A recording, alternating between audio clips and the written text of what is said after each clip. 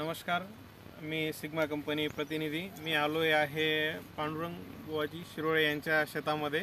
यांनी आपल्या सिग्मा कंपनीचं सुपीक सॉईल हे प्रोडक्ट वापरलेलं आहे. तुम्ही या ठिकाणी सुपीक सॉईल याचे रिझल्ट बघू शकता. मालाची क्वालिटी आणि झाडाची काळोखी आणि असलेला फुटवा आणि फुगवण. एकरी 1 लिटर सुपीक सॉईल वापरले आहे. तुम्ही त्यांचं याबद्दल मत जाणून घेऊ शकता. जितो कसं वाटलं तुम्हाला हे प्रोडक्ट तुम्ही वापरल्यानंतर तुम्हाला काय बदल दिसले झाडामध्ये? सुपीक सॉईलपासून म्हणजे मुळीपासून तर पानापर्यंत आपल्याला दिसतंय. फक्त मुळीपासून भरकोज आलेलं आहे, फळांपासून मुळवा वगैरे मुळाजवळ फास्ट आलेला आहे आणि पानाची जास्त काळोखी झाली, पोटातल्या पानाची. पूर्ण प्लॉट बघू शकता. फुटवा आणि काळोखी एकसारखी आहे.